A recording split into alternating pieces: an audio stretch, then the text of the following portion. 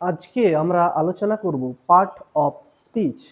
ইংরেজিতে part of speech প্রধানত ৮ প্রকার: noun, pronoun, verb, adjective, adverb, preposition, conjunction, interjection. প্রথমে আমরা আলোচনা করব নাউন বা বিশেষ্য। যে কোনো ধরনের নামকেই নাউন বলে।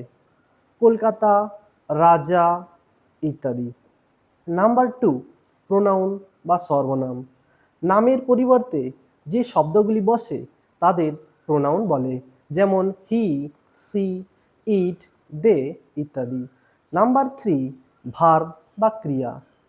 যেসব শব্দের মাধ্যমে কাজ করা বোঝায় তাদের ভার্ব বলে, যেমন রান, ইজ, গো, কাম ইত্যাদি। নাম্বার 4, অ্যাডজেক্টিভ বা বিশেষণ।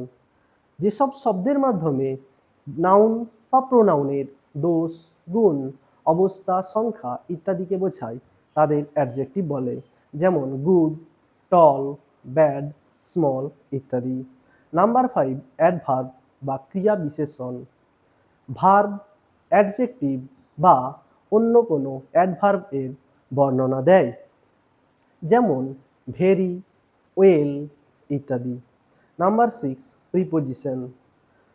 নাউন বা প্রোনাউনের আগে বসে প্রিপোজিশন, যেমন in, on, between, under. Number 7, conjunction.